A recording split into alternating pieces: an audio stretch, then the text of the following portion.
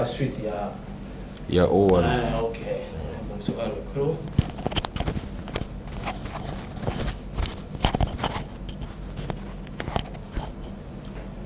Dans le cadre de l'émission.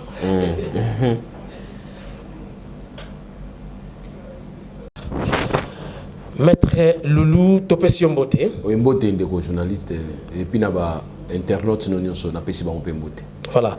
N'hésitez pas à faire des commentaires parce qu'il y a eu beaucoup de commentaires. Je crois que dans l'émission, vous avez première émission, il y a Kassi.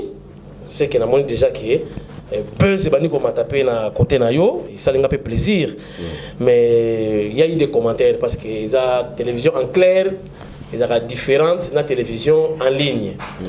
Alors télévision en ligne, bah tu as commenté Dakar. Yo mo kopé au tala olandi ba commentaire wana, est-ce que possibilité de répondre ba ngozali par rapport à commentaire, il y a pour bazalaki ba contre bazalaki, donc tu as position par rapport ne ba yo ke la kayo ndenge olobaka. Est-ce qu'il faut répondre aux commentateurs premièrement? Bon, d'une manière générale, nous répondre merci mingi bo PC importance na ba réaction na commentaire to na interview nanga parce que ça le lobby bien, vous avez lobby mabé, ils ont lobby commenter na positivement ou soit négativement. Na vous assure que Olanda kinga. Tu as eu le temps quand même ya utika nyonso ko iko sala malamu pour Landanga. Merci na yango. Mais na rassurer bango boy. Différence na biso na bino ezani. Bino boza na mboka moko oyo mutu aza protégé même pour na ba propos na ye mutu azali protégé na li oto benga la liberté d'expression, c'est une réalité. Liberté d'expression, c'est une réalité. Mais tandis que pas na biso on se recherche encore. Donc ah tozo mi lukana nous to baso to koma na niveau ni. Donc même pas la moitié de liberté d'expression dans to komi na moté. Alors quand vous nous forcez à dire ce que vous voulez qu'on dise et c'est Sabino, nous ne sommes pas prêts. Parce que tout le monde a des difficultés, même dans la RDC, la chaîne de solidarité, nous avons vu beaucoup de gens emprisonnés parce qu'ils ont pris une position. Écoutez, Bazan est délaissé. Mais par contre, vous allez remarquer en France, quand vous avez ceux qui bénal, ceux qui ont une situation, vous avez rapproché, garde rapproché à Macron. Vous comprenez que Macron a su que c'est lui le responsable, a eu responsabilité.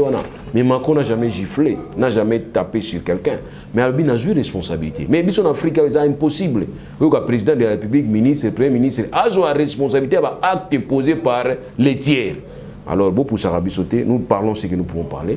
Et puis, tout ça, il y a croisement, il y a ANER, il y a DEMIAP, il y a police, tout ça, il y a croisement, il y a qui biso. Alors, tu éviter ceux qui binent le gâteau de la monde. Mais en tout cas, nous, avec la limite de la possibilité, tout ça, et puis, le propos de Tenaka, en tout cas, tout le déjà, vous comprenez, c'est ce qui est important. Bon, soutenir biso. Tolérance peut faire ça. Et il y a des adversaires, comme ennemi. Non, moi, je n'ai jamais dit ça. Tous, celui qui est mon adversaire politique n'est pas mon ennemi. Aza Congolais, peut-être il y a une vision de Congo, nous sommes obligés de nous mettre ensemble pour un programme. Voilà, les commentaires dans Sabino,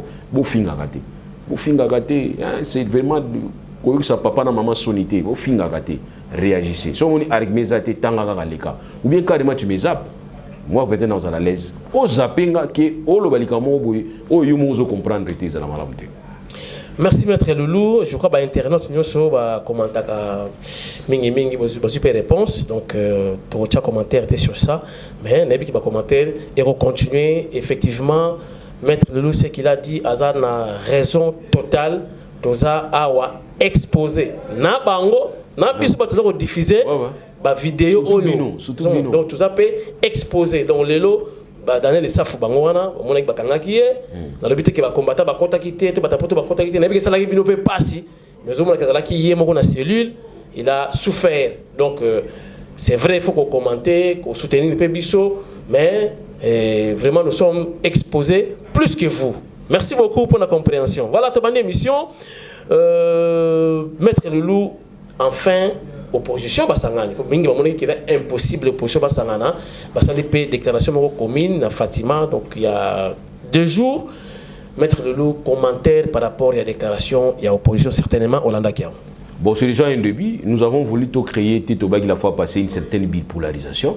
Oh, il y a dit que FCC basa déjà nga mona bango basa déjà constitué bien qu'il n'a pas pesi muta la président na bango té lelo depuis candidature de bandi to zela bango ti le 8 to yeba kaka en tout cas wana za ti moi chaboti ona ni na bota ti mozana semi o kobota kaka ata 9 mois mona tikali 10 mois na libumu o kobota kaka donc ça dit ne to za boto bika ke to yeba kaka ata bombi yango secret en tout cas si mal le 8 to yeba bien déjà na bango parce que c'est constitué. Alors tout le monde a démarche aux alliés au Salamana niveau et à opposition.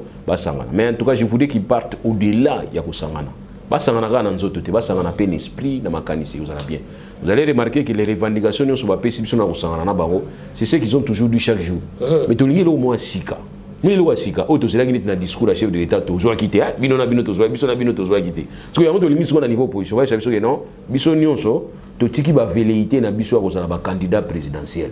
To pesiango pa ya mutu moko to soutenir pour ni to régler nos grands problèmes, comme ça va petit problème interne to va régler après. Moi je crois peut-être c'est ce que nous voulons entendre de l'opposition et y a un autre c'est la bango. Là qui j'appelle bien Balobiango, on a point de presse na Belgique, alors billet après même à cause de la candidat mais après parce que baba yokani asa peu que se retirer tu vas soutenir candidat mon Vital Kamerhe aussi na mone baniko boire déjà flash moko sur ça que après il y a retirer la candidature na bango pour soutenir un candidat donc candidat commun et opposition. Vous allez prêt à retirer c'est bien, vous allez prêt à se retirer c'est bien, mais vous allez prêt à lingai ça na ndenge wana ki yeza la yote ya on est tous là. Donc vous allez prêt on ngana ko retirer na pesi promesse c'est bien, mais yebisa batu ki ngana za prêt ezala ngati. Mais en tout cas, nous avons pris qu'ils allaient nous soutenir. C'est comme ça, nous avons dit que Bible et le Bible, si on va servir, si on va mettre, il faut servir les autres. Il y a des gens qui ont servir les autres. C'est-à-dire, au pousser les moussous, les moussous ne vont pas pour nous. Mais tous les pour nous quand on a place à les moussous, c'est ce qui fait mal dans le Congo. Oh, il faut stratégiser. Non, non, non, papier zangaïté, papier zayo. Isayo. Comme ça, yo pour papier obité, ngapé zangaïté zayo. Batumso abikete, ezala yo. Ezala bien, mais pas na biso ya like. Lungwila, on va s'en lungwila. Bakongo ibi masangano. Comment on est yaki ponani? Muto ameli masanga. Batuni masanga ni nezomela. On lui a expliqué batu, ye lungwila. Tozo yoka yo déjà. Lungwila. C'est-à-dire, bo yoka ngai, tozo yoka yo déjà, bébé ameli lungwila. Ya on commettra la lungwila. Donc so dit bo bike to sala ki ezala batu mususu. To yoka batu mususu ezala bien, ki ezala bisoté. Bo sa netive olenganko ya sala kité. Aboy Pierre Numbi amitié. Monde ya on veut sopana. Voilà, une question que rapidement sur le Sanango ou tout le bango tout à l'heure par rapport à dépôt de candidature qui est koyé banakaka. Mais yo kaningi to yo ki stratégie ya batu ya FCC. Balobi bango va déposer candidature na bango na minute peut-être bakanga senior ni na 0h donc le 1er août na jour ya clôture na minute va déposer candidature na ya candidat na bango bam on clôture. Intention est anine. Analyse sur ça les tant qu'acteur politique et puis Motami Beko. Mais écoutez, bazana chance na bango zala na noko na bango cousin na bango za président Seni pa okangata na 1h du matin pour na bango donc okoko monter. Est-ce que c'est normal? Est-ce que c'est normal? Pourquoi vous voulez créer des suspense? Pourquoi vous créez des suspense, vous créez des actualité, des buzz, vous créez des mots comme ça c'est-à-dire monde entier télémété la rame tout monde côté la rame bino, c'est normal ta? Non, bino quoi non? Peuple pas au salaire bino le vous salaire. Vous créez tension par peuple non? Peuple pas créer bino tension le 23. Vous allez remarquer que tant va nous tanga. Au milieu de la conférence nationale souveraine ouais. Mosengo. Ya on va au salaire bino. Ça va au salaire va comptage à voir. Bon monde qui bino 0,00 qui gagne parce que vous vous faites créer vous-même, vous faites devenir des dieux. Vous me comprenez ba nzambe moko bouna on comprendre. Non, il faut faciliter les choses. Personne n'a gagné les élections. Moutoumou a gagné les élections. Moutoumou a bongisi ko le kabatunyo sauté. Heureusement, chef d'État c'est l'effort de tout le monde. Moi, je croyais peut-être qu'ils allaient sous l'impulsion de Moutoumou, mais à reconnaître que c'est par l'effort de tout le monde que Congo est commis bisika tozali na malamu na mabete. Kota mabe bilumo boyi place momi biso. Mais kota malamu en tout cas c'est l'effort de tout le monde.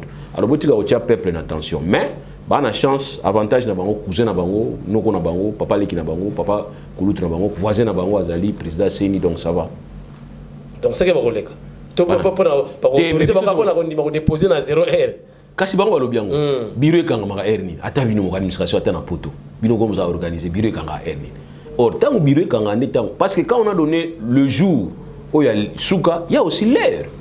Vous comprenez? Babi que délai ezali ti les 8 alors les 8 on les a été qui ti les 9 en ce moment bobimi ko obi au déposer na 0 heure ko déposer on a appelé que déposer tant et que net poste net lettre na poste non ils a faut pas procédure aux gens beaucoup m'a déjà 1h du matin 0 heure 1 minute. C'est les plus. Violation déjà, il y a. Voilà, et comme il est 9.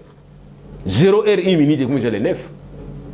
Donc, il y a un big, on dépose on a 0 heure, c'est que Bissou de ça, c'est ni. Va prendre en compte, c'était voilà. Vous rejetez en parce que peut ça mis les 9 et peut ça mis les 8 et puis papa les qui n'a pas Qui vivra verra. Ensemble. Qui vivra verra. Voilà, Maître Loulou. Candidature, il y a Mosengo. Na ebisio lelo na mbinza delvo wenze ya delvo bato bani ko sepela ba garçon bateka ba mafuta bani ko beta banzanza Mosengo président mais il équipe par pétition que Mosengo azala candidat point de vue na yo Maître Lolo. Ça veut dire il y a des personnalités dans moko na biso et ces personnalités faut tout ça ba respect. Il y a des Tshisekedi wa Mulumba. Tshisekedi wa Mulumba conférence nationale souveraine. Tshisekedi bazo affronter compétir na vie Kanza et faut à la bisogno surtout la raté. Nous étions vraiment devant nos télévisions tous autant la banda élection banda qui ti na butu makashi et on a programmé les résultats. Tshisekedi les gars premier ministre il y a conférence nationale souveraine. Non, j'ai vu Mosengo pleurer ces jours-là. C'était Isaki pleure moi et Sengo Isaki et Sengo. Donc vraiment il y a des personnalités même Yemoko Mosengo président de la conférence nationale souveraine. Il y a eu des spéculations, Papa Koboya, Papa Lingité, mais finalement, il a dirigé une grande institution à Boganabiso. Isaki HCR, au Conseil de la République, HCR. Isaki président HCR. Mais dans la configuration HCR, qui était la deuxième personnalité? C'était Mosengo. Et moi, je me disais qu'il n'était pas la deuxième personnalité, il était la première personnalité. Parce que, souvenez-vous, c'était lui l'élément catalyseur. C'était lui l'élément stabilisateur. L'élément commun entre l'opposition et le régime qui est la mouvance présidentielle. Je me rappelle même que l'opposition radicale qui manquait Mosengo. Parce que Mosengo, dans la politique, il y a la troisième fois. Mais c'est exactement ce que Mandela fait. Il y a un Mandela Salaki. Parce qu'il y avait beaucoup de jeunes à niveau, il y a Anne Sekouna Bakansaïki, Mandela Kobimanaï, à Kangaba de Clerc, à Kangiba Peter Bota, à Kangiba Boutelezi, à Kangiba. Mais tant qu'il y a une révolution, pardon. Vraie révolution, pardon, ça n'a pas été en Afrique du Sud. Et puis les Lobazois qui prient Nobel ensemble dans des Clerc. Parce qu'ils ont compris que Bunda qui ensemble, non pour Babunisa. Et Babundagi ensemble pour paix contre en Afrique du Sud. Et c'était ce jour-là, c'était la première fois l'Afrique du Sud les a déclaré comme état une nation arc-en-ciel. Parce que pour nous, on va couler les ébénis, on va couler les acceptés. Mais ici, au-delà de nos couleurs, nous avons même sang. Il y a d'autres Congolais qui sont à.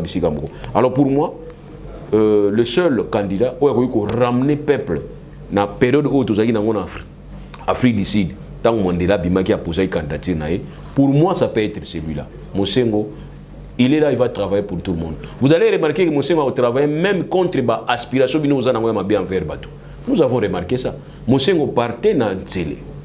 Pendant que Batou Zéla va faire une commission, il y a bien mal acquis. Il y a un assassinat. C'est là où il a eu l'idée, il y a une troisième voie. Et puis les lots commission bien mal acquis. Et les gars qui étaient. Non, pour protéger, c'est-à-dire, Azam Moussa Nzambe. C'est difficile parce que la valeur. Moi, je suis bandoki, balata robe, ne bobenga bangwana, babala kati, mais ils ont des valeurs au respect. Il y a au moins même dans la famille Nabino, Moutou azali prêtre. Bon sentir que ça na vie na mimaka. Et puis ça na façon de réfléchir ça. Donc il y a aux musulmans, je crois. Oui. Aux musulmans. Oui. Donc c'est-à-dire ceux qui m'ont posé candidature réellement comme n'est pas confirmé le dans l'église catholique nous sommes qui la messe à Tongo. Ba confirmer malgré après pétition on a pas doute, je crois il pousser Mosengo à devenir candidat mais ba confirmer au ba que messe à 6h lelo ba sango ba te yango que effectivement Mosengo a doit presque libaya pour peuple à senga chali. Na comprendre. Donc c'est dit plan B de ba biso yango. Na yebité. Donc Plan B. Bino musulman, toi yo en particulier musulman, vous votez catholique. J'ai une confession on ensemble la nengo lobby tout à l'heure, mais nazo voté bango par rapport à ma confession religieuse na bango. Je vois les valeurs. On a la valeur. Même si papa na biso contre mutu mususu aza na valeur ko le kapata na biso. Je peux na voter mutu aza na valeur parce qu'on peut pas continuer toujours na ba anti valeur. Donc je vois les valeurs et je connais l'histoire de Mosengo. Ça c'est qui est important. Na mabe comme na malamu. Mais en tout cas, je trouve que malamu période oyo tu as besoin d'abord de malamu na yena. Ah, vraiment, vieux sur au boy, on s'est pélaté. Mais quand on aide Congo, c'est comme ça que tu peux aider Congo. Mais en tout cas, Luka Otala, qu'est-ce que Mandela fait? Mandela, je vous dis la vérité. Les hommes de l'Afrique du Sud, ce n'était politique à Mandela, il y a quoi approcher qu'au bel et la l'Afrique du Sud est un état arc-en-ciel. Arc-en-ciel, c'est la couleur rebelle. Donc pour dire que noir, Mundele, ceux qui sont asiatiques, a besoin de place en Afrique du Sud. Voilà ce que Mandela Salaki. Donc moi je crois peut-être que ça va bien. Alors rôle on a joué pour moi, c'est Mosengo po azamutumo kazo kenina ko benda ka batu malem. J'ai suivi hier Jean-Pierre Bemba abi qui va prendre Ming en prison. Celui-là aussi sera prendre Ming en prison, il va bien. Sera prendre Ming en prison. Puisque moi je le connais bien. Na bien. Sera bien prendre Ming, il faut la qu'on découvrir parce que 10 ans aussi peut changer quelqu'un. Donc c'est autocritique. Vraiment c'est important parce que sur total il est même au niveau à Kinshasa. Kinshasa, l'Assemblée provinciale à Kinshasa, majorité est à la MLC. Mais si les loyaux, Mouta dirige à Kinshasa, commune, ville à Kinshasa, c'est un gouverneur à majorité présidentielle. Et puis, aux dirigeants, on a bien collé. Majorité, à niveau de l'Assemblée provinciale, ils ont salé de l'autre côté. Mais ce qui va perdre, c'est pour cause de la Mungala, cause de la Ntembe, stratégie, c'est une alliance. Ce qui est AOCD, il faut faire des concessions. Mais moi, je suis la concession. Je suis majoritaire, je suis fourmi. Je suis allié. En 2006, je suis allié. Il y a MLC à travers Union pour la Nation. Je le dis aujourd'hui. Et comme il a fait une élection, une campagne ici, bon voter car fourmi. Il y a un qui fait fourmi. L'effet fourmi, c'est ce qui a fait que Lélo Jean-Pierre Bemba, MLC, à la majorité, à niveau de l'Assemblée provinciale. Et puis, c'était l'effet fourmi. Vous comprenez? Mais l'effet fourmi, on a beau conserver tes poignées. Parce que Botiki va lier Nabino. Est-ce que, à ce enseignement, Lélo te perdre Kinshasa. Va perdre Kinshasa, pourquoi? Comment voudrez-vous que MLC soit majorité dans le niveau de l'Assemblée provinciale? Il fallait bien dire Kinshasa. Imaginez ce qu'on dit Kinshasa. Mais ma marche, c'est ça qui me dit autorisé. Marche, moi, vous avez dit réunion, nous avons gouverneur à la ville de Kinshasa. Nous avons MLC. Nous avons une opposition pour ça marche en colonie. Nous avons une ville. Nous avons une marche en colonie. Vous avez lundi autorisé. Police, Mouta, c'est ma bangote. Botika Babatambula, l'eau est le binding. C'est ce que. Mais les majorité présidentielle bazara l'aise pour basoa Kinshasa. Or Kinshasa c'est un miroir. Ceux qui chassent l'ingio, Mobutu Akimaki. Tant que chasse Boyakete, Akena Kaweli. Ceux qui chassent l'ingio, ceux qui chassent Boyu. Donc stratégiquement, politiciens sont bien Mutuna et ceux qui vont diminuer na kin intérêt de Kundimo facilement. Mais les lots vous avez perdu suite à Nini, Ntembelega Gibino. On a biso bangala, on linga wa kolega dans la mongala, MLC ya bangala. Ma bandi pe mikolo basiloga na bango bandi. E ba soki na mbisi nango. Etalibino. Ngando na ngando na e bale nango. Ba soki ba makambo. Etalibino. Biso dans un problème te Etalibino. Lumumba zalaka majorité na parlement na bango na basala ki wana et pona ba tété la terre. Lumumba bozo na Lumumba. Majorité na parlement. Donc Lumumba allait être parti à Lumumba. Et il y a la présidence. Il y a la partie à Lumumba, ni premier ministre, il y a la partie à Lumumba. Parce qu'il y a une majorité trop au niveau du Parlement. Ce n'était pas avec les tétés. Bon, on a une notion de tribalisme, tu vois, il y a un moment quelque part, on a pourquoi? Parce que c'est tellement trop tribal. Nous voulons des valeurs. Nous avons des Kinshasa, nous avons des Kinuate, nous avons des villages, nous avons des Mboka. Mais aujourd'hui, je suis accepté à qui? Pourquoi? C'est pour les valeurs. Mais les loyaux, MLC, 10 ans, ça qui a changé. Bon, en tout cas, moi, je trouve que Mosengo sera passé candidature, il est congolais. J'aurais appris que Mosengo a la robe, qu'il y a balaté. Non, il y a une séquence de opinion, il y a la télé 50, c'est Koko Nyangi, il faut le citer parce qu'ils ont le cas déjà. Bon, célibataire, Olive Lembenayete, tout ça. Vous savez, Autoba la Karaté, c'est un nouveau marié. Donc c'est que Tiba Noma qui a une célibataire. Alors yo moko ba nommé au célibataire oli mutu mais tu professeur hein oui ça nga ma touche sur un côté scientifique na côté raté si ça avéré qu'il y a professeur tant mieux mais la matière ni matière faut un professeur en matière où Congo ils ont besoin mais so professeur ni il y a climatologie vous avez une option hiver na RDC Sali. Bon, je ne sais pas, donc n'habitez que ça yango, mais voilà. Donc ça dit faut en matière oyo Congo ils en ont besoin. Ok, au la climatologie c'est bien. Yeko la mboula na ilanga.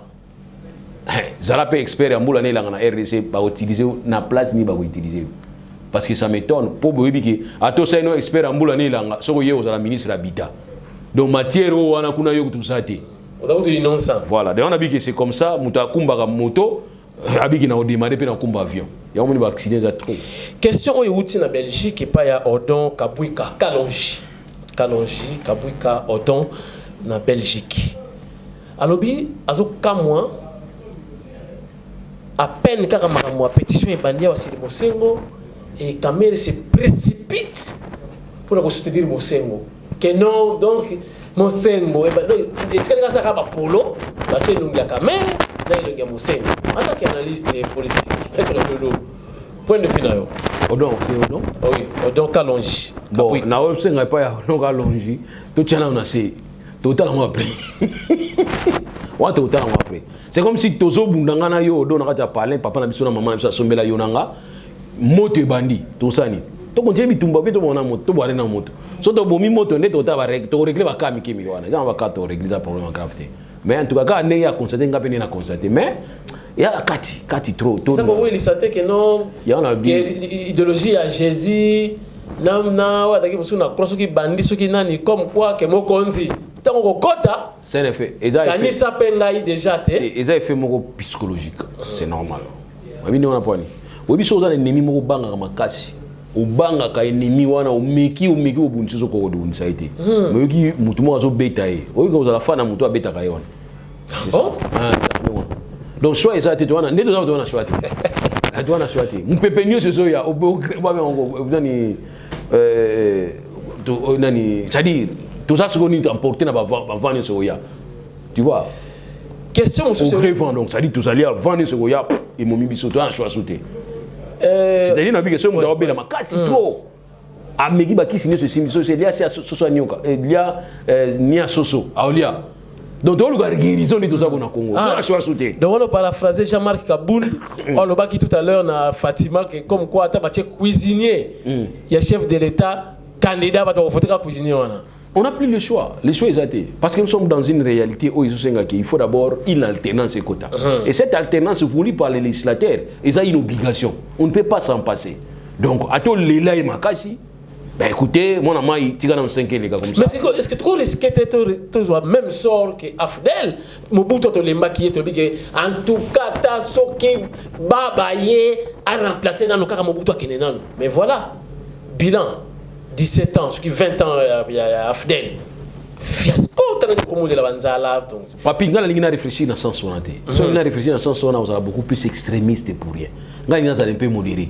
Et modéré ou azali prudent, c'est moi. Je suis modéré mais prudent. Ya ko lobaki nazana acharnement te ki ya pe sa candidature te. Zona nanga. Mais nga ya nganité constitution de lobby ke période o ya ko pesa te. Ba na constitution. Botika bango ba swana na constitution. Alors nga nazo tala kaka ndé bazo kini o ya ko lobaki na respecter la constitution. Na ko tala ngo le 8 ko ba ke constitution za respecter bisa respecter après na tirer conséquences. Alors mais si on a l'accepter na lignote c'est comme si na lingi na longola e congolais te. Balongola mutu congolais te. Isabelle Mololo atikali congolais mais du moins batu nyonso apesi bango avantage ya ko tia candidature sauf yé pour la période. OK.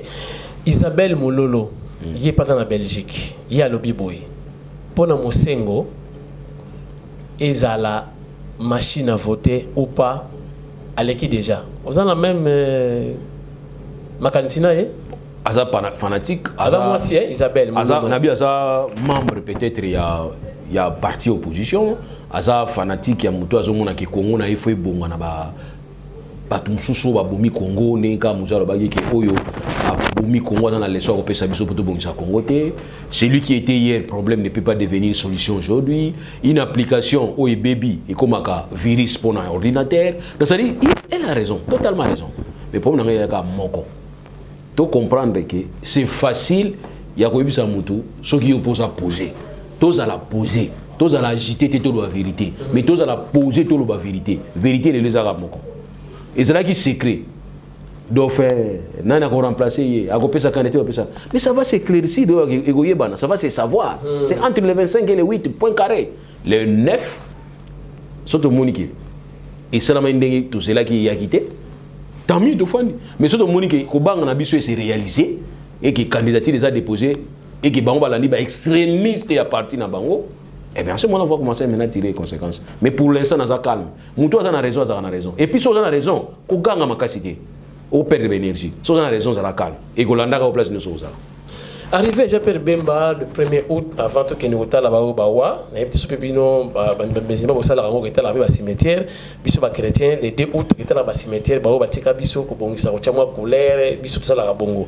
Alors, Jean-Pierre Bemba Zoya, déjà, on a créé les bandits.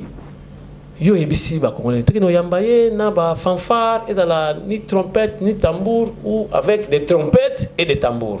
Des stratégies ils ont en place. Ou bien to baquer dans cadre ya visibilité ou bien baquer dans cadre moko posé stratégique ils ont pu m'habiter.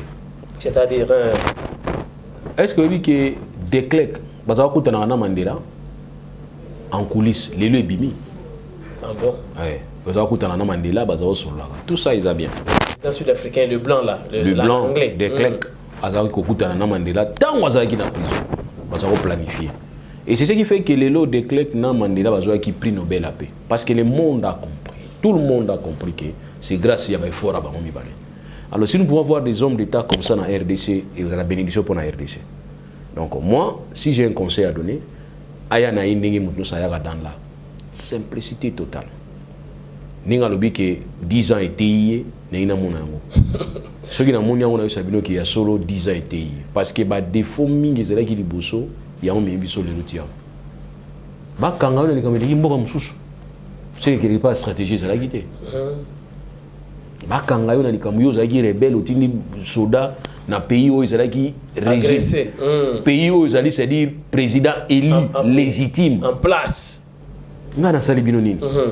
Est-ce qu'il faut que nécessairement boye ba rebelle ngo to ba tonga uti paranga bo sala ngona ninga kuzu te ça aurait été mieux mais na place mususu ko beta tolote na peut-être un exemple net ya fait tambo mamba obi ke bo ba avion mo beta ça si boya beta ka tola les gars comporter pas ko ba ke biso neto boy ti le lo mo ke dossier landi lelo c'est le dossier qu'il a en Belgique ba déclaration mususu bo sala ngo ezaka malamu te o sala parce que l'histoire des arrêtés galaka et Rolanda Bino et Chayo kaka ombre bato ba mono clarté pour ba mono flou par rapport à un dossier yo bete la gato le période mobo et puis il y a un problème de journaliste embargo à 6 mois non il est bon na habité pour 6 mois tu as une année pourquoi madame ministre de titel bien bota et là ndaka yemi temps ba on a mususu ki baza wana ba ko même bien condamné peut-être bon yo kana pona qui pas été Vieti Balakoti Likambango. Si vous Vieti Balakoti en pour Wassani.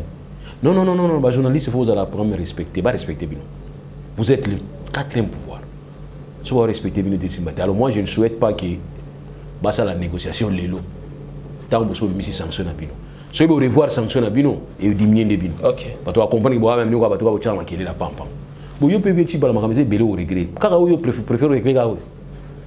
Nous allons ah ouais, voilà. Au premier débat, tu as dit social dans l'élection. Social, ils ont été pas. Mais l'élection, ils ont été. Mais on verra le gouvernement. Oui, chef de gouvernement, c'est un chef. Non, posez pas question. Ah, heureusement. Chef de gouvernement, c'est Joseph Kabila Kabangi. Ah bon? Tu vas ça à l'autre. Attends, il va nommer bateau, non, contre-signé par Tiba. M. pas signé n'a été. Il y a des gens qui ont dit la radio, bien la télé, les gars, les information, c'est parce que lui-même a la difficulté à avoir 800 conseillers à placer. Tout ce qui est dans le système, il y a l'administration, papa, portefeuille. Tout le monde côté magistrat, tout le monde côté magistrat, soldat, tout le magistrat, le tout côté administration, tout tu peux à niveau territorial, tout le monde a territorial, tout le magistrat, tout le soldat, c'est quoi, PDG, biso benga kala PDG, conseil, président conseil d'administration, conseil de gestion. Quand il passe par la ça l'année prochaine, tu as battu na yo. Vous comprenez? Mon logique à RC, ce n'est pas logique à poto. Pour que tu consommer interview dans la poto, vous l'imsanga pardon. Chez vous en Europe, et ça m'a fait ça la test, faut mériter. Et pas n'habitude à que si vous bêta kambunda bien la partie politique, moko, moko ma PDG. Et pas n'habitude à rien. Si vous bien à roto kaka, va bien un militant, va bien un militant. Ok. On a des choses à poste. Mais tu vas là, tu vas battre. Alex Abatou, il y a Tchèque qui gagne, mon Tchèque. À l'époque, il y a mon pape, hein, mon pape, il y a mais pendant la côté, comment est-ce qu'on va intellectuel, mon pape. Quand mon pape, il y a bateau, il y a évité ni dans ça, il s'est rendu compte. Ah bon? Vous avez erreur le peuple qui chante qui danse, Naboma. Erreur le peuple qui chante qui danse, Menanzala. Bon, vous avez battu ni baobini là. Mais ouais, biso yo, bato amaye les bazo bina, ba yebini ni bazo bina, pour bazo. Na bonguluma. Bazo no mara bango na militantisme ndingwana. À tous les petits frères, bah fi bah bibou hein. Ceux qui petits on a été décision de consulter. Yo bah fi na babanga ngati, bah yibi kozala mbongo yo mtu kwa porter moyen. Ndé mo na ba parti politique na biso. Tous ces jeunes qui viennent na ba parti politique na biso ko bina, ko bunda, ko sala obiso tinda o basala wana. Ils espèrent na eloko moko bien-être na bango. Or bien-être na bango ne peut être assuré que par un emploi. On a un licencié mais à la cabine, un licencié receveur, un licencié mutazo ça la cirage. Ce que nous avons au quotidien, nous avons pour PC Moussala. Alors, yo pesa au misala, bah oui, pas na yo. Pour ce que vous avez dit, balawana, Moussala va pesa na bateau. Vous avez pesa au misala, tiens. Il y a un moment où nous avons dit, ce qui basala qui stratège, papi, je te dis la vérité, il est personne mais les panzana. Oui, il est sur les panzana d'eni. Tant qu'on a dit bala longa qui wana, bo pesi bala signature qu'on nomme bateau. Ok. Tous les jeunes balongo qui va l'endaver. Bango mi bango ilanda ye yango na yoka bato ide pes ba jeno lobaka tukuta na kana bato bala ti bala wala mais tout dans presque ndenge moko bango do na ça pas te terrain moi makasi ye peut terrain mais moi bien donc to terrain mi gara c'est-à-dire ba l'équipe sop na bala rebeliti. Ok. C'est ça la stratégie. So ba pesa qui est signature que national code sabatu, na INSS code sabatu, na INPP code sabatu, nommé ba PDG Kingandi, pesa bango poste. Ok. Ndeko nanga. Pourquoi quand le ministre de Benga, quand le commissaire d'État va respecté par le PDG? Oui, parce que le PDG a dit que Moutou Tchanga a commissaire d'État. Son salaire est Moutou Longolanga a nani, car le commissaire d'État.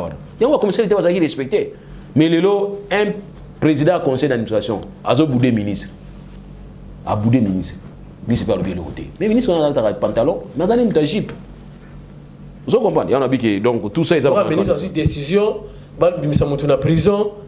Parce que le ministre de la gaz, mais il ne pas péter. Et puis, tu as la constitution du gouvernement, tout ça, va venir de Tambo, va mouva, va jouer Makila, face à Moutouneti, Chibala. Mon ministre, il y a professeur qui a enseignement professionnel à Bouddha qui a lettre. N'a pas lettre. Donc, pour nous, c'est tout simplement qu'il va rater un mot en andé. Donc, c'est ce qui fait que Moutouneti, premier ministre, nous avons gagné moi, et Tikota. Maître de l'autre, pour progresser. Déjà 30 minutes de consommer, tout cas peut-être dans 20 minutes de clôturer. Alors, toute ça l'émission précédente sur Mwanda, tu peux te donc Congo central en général, mais tu peux te c'était dans Mwanda parce que yo tchaka baya mingi na Mwanda et puis Mwanda je crois na Congo central mobimbeska na richesse à makase vandi c'est na Mwanda parce que le pétrole les a qu'on a bloqué mususu kutu nan ba découvrir la montée.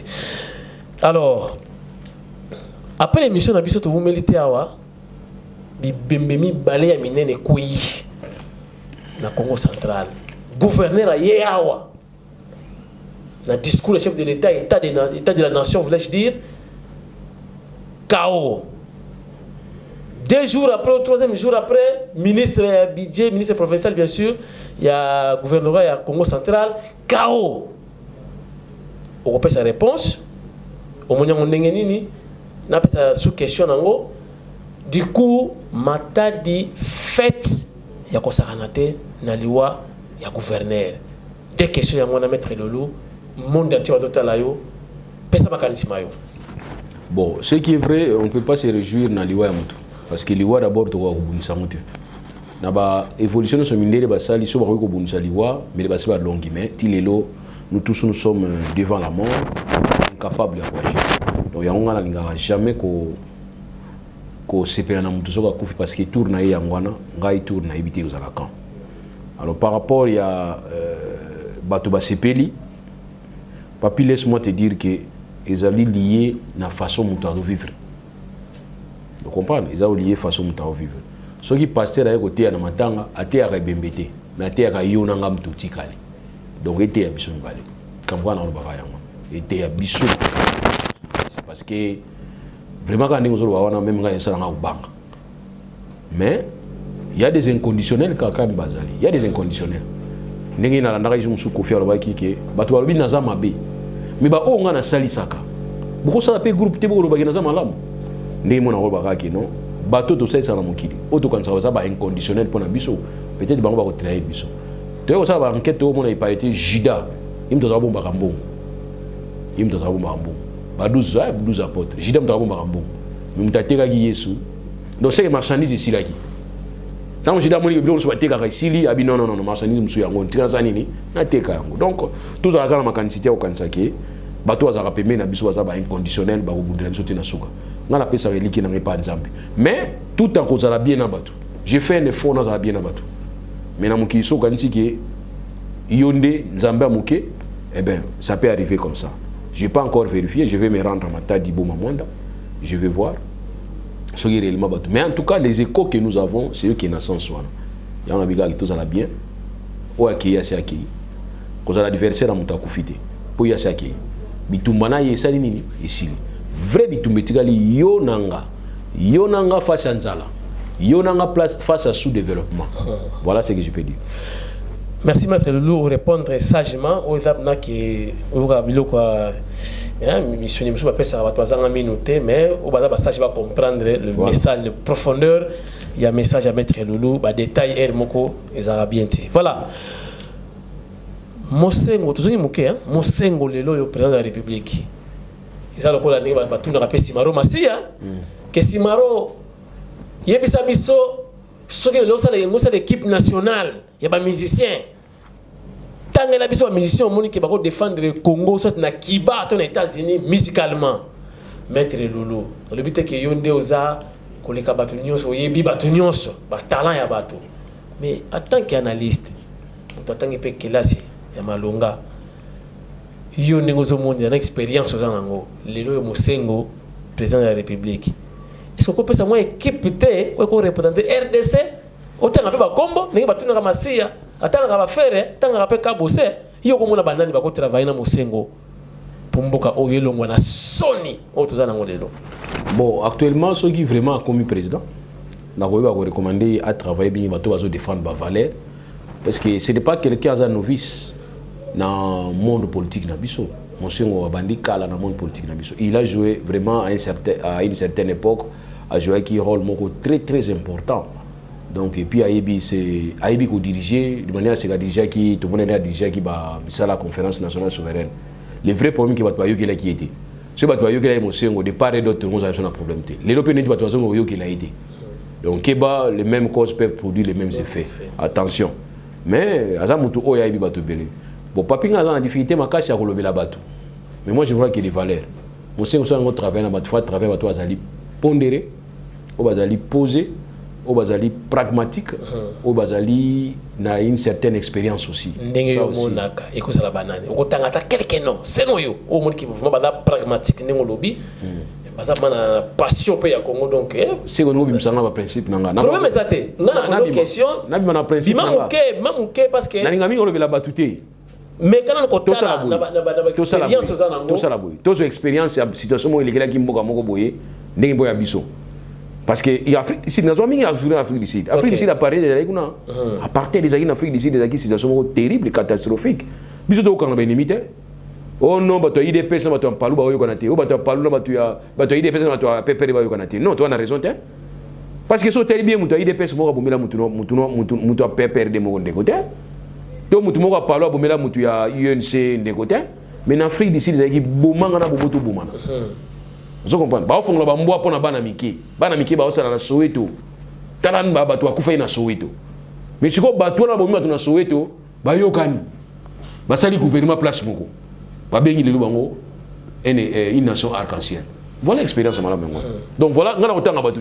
Mais toi c'est ce n'est pas une émission musicale ou culturelle, toi tu es sérieux, mais nayebi ko yebi attaque quelque tête. Donc tant qu'on a un niveau ya poète le tout bon OK donc au ministre dans le principe donc c'est quoi gouvernement va aller Kokonyangi a tia côté à météo. Vem Kokonyangi ça la climatologie bani a tia côté à météo. Donc Kokonyangi nzonga na gouvernement mo à côté na te côté bon tu ministère de météo ba tia une agence à météo. OK Kokonyangi to tangi après nani oya médecin comment na soki ministre soki affaire soki ya ville docteur soki nani docteur nani azon se kota mama imo bien se côté voilà. OK on a mama imo dans ministère de la santé mais kasi musala sala médecin ça médecin non. OK docteur nani comment ça nani soki nani asa peut encourager bon mon que jeune asa docteur asa soki ministre soki ya administration soki ville et bilo mois ya ville Bazon c'est le gouvernement ya Mosengo. Bazon c'est le gouvernement Mosengo, masa na mama yimu. OK, pas dans la docteur na mama yimu push musa ni za docteur. Mama yimu. OK. Non, ils sont au travail na Mosengo. Tanga ta modi komboka ka bo modi oba. Ningo vie nani vie na biso niveau na été. Ba c'est na niveau na yi. Ba tie na niveau na yi. C'est ça. Car 3 personnes on moni ki ba ko dans la 3. Na bi bango nyonso na ko tanga bango te mais o ba ko zonga. Obo bata sika sikoyo oba so yebata sika oba za na gouvernement oyote o bina moso ngo travailler na bango ko ça sobana pour le développement pena ya RDC mais non ata moi 3 personnes sous ça sika mususu e wana ngona na opposition baza pe makasi ba ocha makota ba division provinciale ba ocha makota ba bureau ba conseiller ba ministre neti nani ça dit c'est comme ça donc Jean-Marc Aboun par exemple il a travaillé à Maïli. Hein? Jean-Marc Aboun. OK. Ngana proposer moi mon ko. Ni balé vertical yo proposer. Tu penses à moi l'homme de boutiquier. Quand je le suis, je serai très content. OK. Donc Jean-Marc Aboun to maximi balé vertical. Pesa moi idée kanisa moké. To ba travailler na Mosengo. Neti Vital Kamera zonga na députation aza comme président période. Président parlement. Le parlement. OK. Après moko. Neti yo zara courage. Non, là zo tanga nano. Yo boy kwani yo. Tu vois? Neti yo zara courage. O ko s'occuper de la jeune. Quand on a jeunesse. O ko te ko ba jeune, on appelle conseiller à ministre de la jeunesse, tu vois? Neti ngana za na conseiller communal. Mais ça soit limité pour cabinet dans les limité, conseil communal à limité. Je peux commencer à travailler à niveau là, ils ont fait bien, ça m'a aidé. Merci Maître Loulou. Donc, le gouvernement a dit que nous voilà, petit à petit vers la fin, il y a émission Abisso. Donc, Maître Loulou, si on a lingi par rapport à comment dirais-je, Nathan, question, ils allaient avoir voilà, dépôt de la candidature des bandits Lilo. On se attention avec ça n'engagé. N'importe quoi policier belé, bah d'autres panza, mais ça, bah nini, mais on se attention qui ça n'engagé. Parce que les lots de dépôt, il y a pas candidature des bandits. N'engagé on se attention qui ça.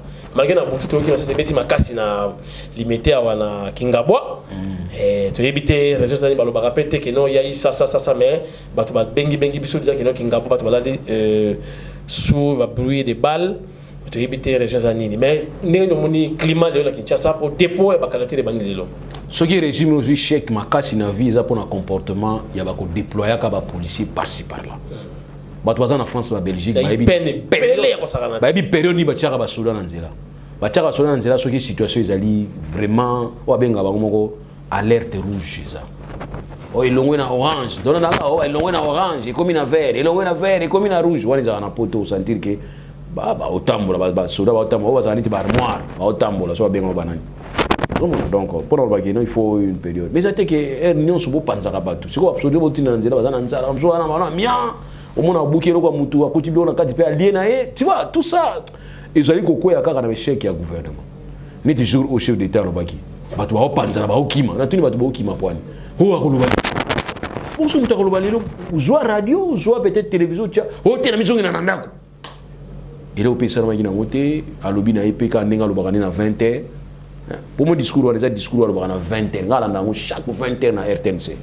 discours au chef d'État nalanda chaque 20h na RTNC avant que journal Ebanda alobaka makambo wana yango pe alobaki jour wana donc répétition kaka donc rien de nouveau ngana bité que répétition bien nouveau ça yobi yango alobaka kati yango oyo alobaka yango alobi c'est ça répétition papi nabi loba o ngana lobi nabi boye na landaka ngo déjà vous comprenez na monité pourquoi est-ce qu'il faut batwa syndicato batwa sala mabe na monité menga na landaka nga yango déjà banda kala so pe ola nango lelo ola nango sur lelo en direct na RTNC na avant journal oyo kanga discours mo kalobaka wana yango ils a résumé un discours au wana yango to yokaki ya mulai nango dépôt ba candidature batwa ils ont déposé ba candidature mais ele wana zo constater zani beaucoup même sur malembe na ba régime auto benga régime ya ba riche régime ya ba bourgeois oligarchie to ko kota siko na oligarchie to côté en plein oligarchie ndenge ni députation provinciale 500 000 francs congolais va verser qui pour ça ma manœuvre tibo lobi ko ils a sous 500 000 il faut ba ça comme ça on dit 1 million ndena yokaki donc ba o ba pesa ki ba 500 000 ba combien d'obligation ya ko ba ça sous 500 000 et ça 1 million or 500 000 na biso to pesa ki na date wana banda 2015 si le loso tchako na banque ba banque a poto et ko bota ta ba intérêt mais les lois biso no ke no yango te faut bakisa pour nga ils a déjà stratégie il y a écarté bateau. Deuxièmement, il faut la députation nationale. Bon, on peut saluer le parti dans 5 000. Même si c'est 5 000, c'est combien? Donc, c'est que Yonanga, tu as 5 balles. Moi, tu as 5 balles.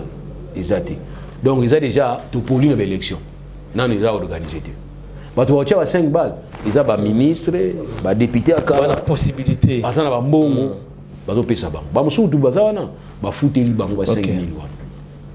C'est vraiment un problème. Mais entre parenthèses, là aussi n'est pas le ministre Nyonso ou la députée a une lettre de démission. Ah? Oui. Incompatibilité parce qu'il va se dégager déjà. On ne peut pas être ministre et candidat. Oui, tout le monde qui a déjà oui, voilà, donc le ministre en fonction, parce que nous posons son candidature. Il faut démissionner. Il faut démissionner. Comme ça permettre au commission de challenger. Mais on ne peut pas être ministre et budget aux candidats. Donc c'est aux Congo. Donc voilà. Donc nous avons des problèmes sérieux en il faut régler. Mais vous déposez votre candidature. Bon, jusque-là, le calendrier, on félicite Sénégal pour le calendrier. Reste pas calendrier. Donc c'est que les 8, Toyeba, Nani, Oyo, députés provinciaux, Nani, Oyo, députés nationaux, et Nani, Oyo, candidat présidentiel. Voilà, et là, on a eu ça ici, que dans le processus électoral, il y a respect à calendrier. Donc les 9, on a déjà fixé. Merci Maître Loulou, mingi pour la disponibilité. Nous avons tout ça le surprise, tout filmer, on est au côté de bureau. Nous avons ça bonjour, donc ça fait peu plaisir pour accepter. Je peux pas regarder, on est maintenant filmé, on a nengewana. Et Monsieur Sili, peut-être message moko pour na bande konos pour tala yo monde entier. Pour on a passé déjà, hein, merci na Dengi Mayar, là vraiment internaute moko fidèle. Donc quand émission n'est pas chabu ici koyo a otala déjà donc Dengi Mayar Montana asa siko na Suède a otala biso. Alors Maître Loulou na pesio liloba ya clôture ya émission. Na profiter hein Dengi na saluer nazo s'adresser na cadavre ya gouverneur na biso te. Mais je m'adresse à la famille directement. C'est votre père, c'est votre oncle, c'est votre papa Leki, c'est votre frère, c'est votre voisin le plus proche, c'est votre ami, c'est votre militant qui appartient à Bino. Azana droit à la dignité, azana droit à la respect, même après l'Iwanaye. Qu'est-ce que je vais vous demander? Naye a koyoka soutenir na Bino. Bo tolérer que ba o bazaki ba adversaire naye farouche. Bazala neti lelo quoi ba organisateur a bobsek naye bazala neti lelo neti je ne sais pas quoi so linga ki réconciliation na master wana falo sala ngo avant so ki simba ki te faute na ye yo fanda yo tikali so ki simba ki te faute na yo tika ba ngba organiser makambo na bango parce que nous les ba Congo sommes toi ba hypocrite trop tout tika hypocrisie OK tout tika hypocrisie dikam na osenga wana et pas ya ba.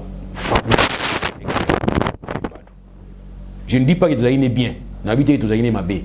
Nous étions dans un monde où il y avait diversité. Moi, je candidat à AAA en 2006.